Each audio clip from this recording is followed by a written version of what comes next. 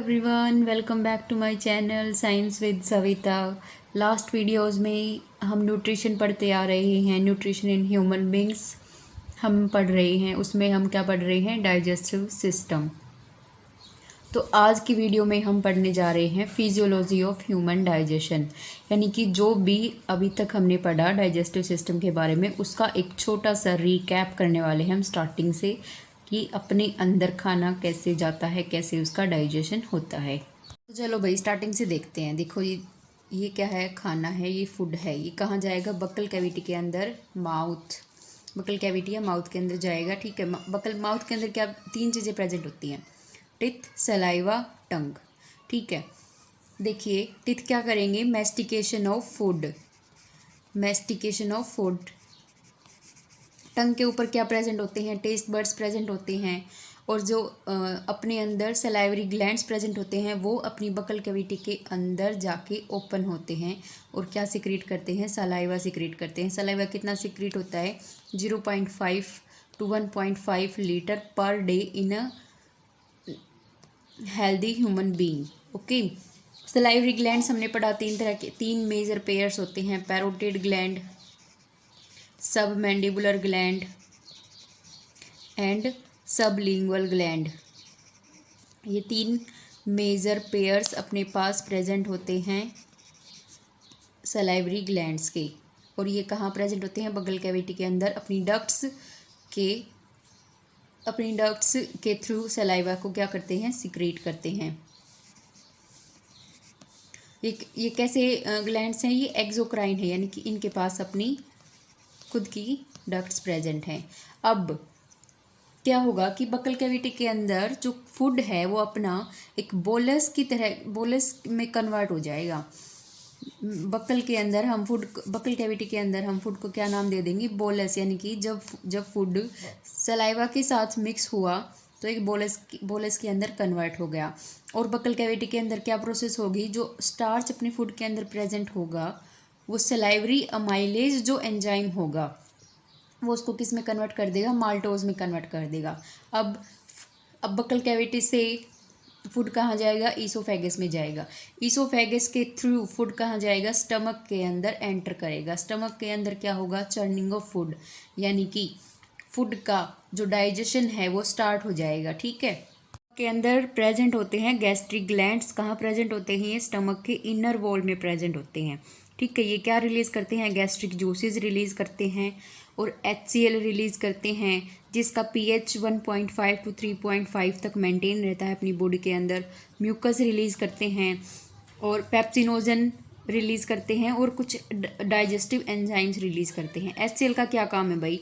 कि जो खाना आएगा उसके अंदर जो बैक्टीरिया, जो हार्मफुल बैक्टीरियाज प्रेजेंट होंगे उसको किल करेगा और एक एसिडिक मीडियम क्रिएट करेगा प्रोटीन्स का डाइजेशन के लिए। म्यूकस क्या करेगा कि HCl के एक्सेस जो रिलीज है उसको रेजिस्ट करेगा, यानी कि उसको रोकेगा, ताकि जो अपना स्टमक है और इंटेस्टाइनल वॉल्स है उसके अंदर कोई भी इन्फेक्शन ना हो और कोई भी अल्सर्स ना हो सके, ताकि किसी भी इंटेस्टाइनल वॉल या स्टमक गैस्ट्रिक वॉल का डैमेज ना हो सके। पेप्सिनोजन जो रिलीज़ करेगा, गैस्ट्रिक जो स्टमक की वॉल्स जो रिलीज करेंगी उसको पेप्सिन में कौन कन्वर्ट करेगा? HCl कन्वर्ट करेगा। Digestive enzymes will help in the digestion of food. अब स्टमक के अंदर क्या होगा कि जो अपना बोलस फूड था वो किसके अंदर कन्वर्ट हो जाएगा? काइम के अंदर कन्वर्ट हो जाएगा डाइजेशन के थ्रू, यानी कि उसका डाइजेशन होने के बाद काइम के अंदर कन्वर्ट हो जाएगा। ये क्या है? एक सेमी सॉलिड मास है। ठीक है, और स्टमक के अंदर प्रोटीन्स का डाइजेशन होगा। कौन करेगा? ये पेप्सिन आके प्रोटीन्स का, जो प्रोटीन अपने खाने के अंदर प्रेजेंट है उसका डाइजेशन कर देंगे और क्या बना देंगे? पेप्टाइड बना देंगे। ठीक है, प्रोटीन का डाइजेशन करने के लिए क्या चाहिए? हमें एसिडिक मीडियम चाहिए। और वो एसिडिक मीडियम कौन क्रिएट करेगा? HCl क्रिएट करेगा। ठीक है भाई, अब बात करते हैं स्मॉल इंटेस्टाइन की। अब स्टमक के बाद खाना कहाँ जाएगा? स्मॉल इंटेस्टाइन के अंदर जाएगा। स्मॉल इंटेस्टाइन के ड्यूडिनम पार्ट में एंटर करेगा। ठीक है, उससे पहले एक बार देख लेते हैं कि जो अपनी बाकी की ग्लैंड्स हैं, जैसे लीवर है, पैनक्रियाज है, वो क्या सिक्रीट करेंगी और उसका क्या उसका काम होगा। जो अपनी लीवर ग्लैंड है, लार्जेस्ट ग्लैंड है, वो बाइल सिक्रीट करेगी। बाइल कहाँ स्टोर होगा? गॉल ब्लैडर में जाके स्टोर होगा। जब भी ज़रूरत होगी, जब गॉल ब्लैडर से आके उसका रिलीज होगा। और बाइल क्या करेगा? इंटेस्टाइन में आके फूड का डाइजेशन करेगा। आगे हम देखेंगे कि बाइल का क्या काम है। लीवर के अंदर और क्या होगा? जो हार्मफुल अमोनिया प्रेजेंट हैं फूड के अंदर, वो किस में कन्वर्ट हो जाएंगे? यूरिया में कन्वर्ट हो जाएंगे लीवर के अंदर। पैनक्रियाज है, वो एक एंडोक्राइन ग्लैंड भी है और एक एक्सोक्राइन ग्लैंड भी है। तो क्या रिलीज करेगी? वो पैनक्रियाटिक जूस रिलीज करेगी, जिसके अंदर कौन से एंजाइम्स प्रेजेंट हैं? ट्रिप्सिन, कीमोट्रिप्सिन, लाइपेज और अमाइलेज। ठीक है, ये पैनक्रियाटिक जूस क्या करेगा? डाइजेशन में हेल्प करेगा। अब खाना डुओडेनम के अंदर एंटर हुआ, बाइल भी क्या करेगा कि उसके अंदर एंटर होगा, स्मॉल इंटेस्टाइन के अंदर। पैनक्रियाटिक जूस भी स्मॉल इंटेस्टाइन के अंदर एंटर होंगे, यानी कि जो ये ग्लैंड्स हैं ये अपनी इसका सिक्रीशन स्मॉल इंटेस्टाइन के अंदर पोर कर देंगे। अब इंटेस्टाइन के अंदर ये इंटेस्टाइनल जूसेस प्रेजेंट है, यानी कि जो इसकी वॉल है, जो इसकी इनर वॉल है, जैसे स्टमक की जो इनर वॉल थी वो गैस्ट्रिक जूसेस रिलीज करती थी, वैसे ही स्मॉल इंटेस्टाइन की इनर वॉल क्या करेगी? इंटेस्टाइनल जूसेस को सिक्रीट करेगी। इंटेस्टाइनल जूसेस को हम सकरस एंट्रिकस भी बोल सकते हैं। ठीक है, वो अपने डाइजेशन में हेल्प करेंगे, अपने खाने का कंप्लीट डाइजेशन करेंगे। अपने खाने का कंप्लीट डाइजेशन किस में होता है? स्मॉल इंटेस्टाइन में होता है। लार्ज इंटेस्टाइन में कोई भी डाइजेशन नहीं होता। कंप्लीट डाइजेशन कहाँ तक हो जाता है? स्मॉल इंटेस्टाइन तक ही हो जाता है। ठीक है, अब हमने ये पढ़ा था कि स्मॉल इंटेस्टाइन के जो इनर वॉल्स हैं उसके अंदर कुछ फोल्ड्स प्रेजेंट हैं, कुछ फोल्ड्स प्रेजेंट हैं, और उन फोल्ड्स में फिंगर लाइक प्रोजेक्शंस प्रेजेंट हैं, फिंगर लाइक प्रोजेक्शंस प्रेजेंट हैं, और उन्हें हमने क्या नाम दिया था? विलाई नाम दिया था। ठीक है, अब इन विलाई का क्या नाम है? एक तो ये जो खाना जो डाइजेस्ट हो चुका है, जो डाइजेस्टेड फूड है उसका एब्जॉर्प्शन करेंगे, जो डाइजेस्टेड फूड है उसका एब्जॉर्प्शन करेंगे। और ये क्या काम करेंगे? एक काम करेंगे कि ये सरफेस एरिया जो है इनर वॉल का उसको इंक्रीज कर देंगे, ताकि जो एब्जॉर्प्शन है वो अच्छे से हो सके। ये देख लेते हैं कि जो बाइल जूस है उसका क्या काम है और जो एंजाइम्स है उसका क्या काम है, वो क्या क्या काम करते हैं। देखिए, बाइल जूस जो लीवर से सिक्रेट होता है ना, वो काइम को किस में कन्वर्ट, मतलब उसकी बेसिसिटी बढ़ा देगा।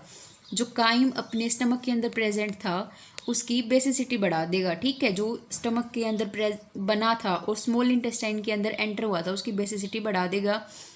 अब जो फैट्स अपने खाने के अंदर प्रेजेंट हैं उसको इमल्सीफाई कौन करेगा? वो भी बाइल जूस ही करेगा, स्मॉलर ग्लोब्यूल्स में इमल्सीफाई कर देगा। कार्बोहाइड्रेट्स जो अपने खाने के अंदर प्रेजेंट हैं उसको ग्लूकोज में कौन कन्वर्ट करेगा? ग्लूकोज क्या है? एक एनर्जी सोर्स है, एक एनर्जी सोर्स है, यानी कि ग्लूकोज में कन्वर्ट होने के बाद हमारी बॉडी को एनर्जी मिलेगी कार्बोहाइड्रेट से, खाने से। उसको कौन कन्वर्ट करेगा? उसको अमाइलेज कन्वर्ट करेगा। ये क्या है? एंजाइम किसके अंदर प्रेजेंट था? ये पैनक्रियाटिक जूस के अंदर प्रेजेंट था। प्रोटीन्स को अमीनो एसिड्स में कौन कन्वर्ट करेगा? ट्रिप्सिन एंड काइमोट्रिप्सिन, ये भी पैनक्रियाटिक जूस के अंदर प्रेजेंट थे।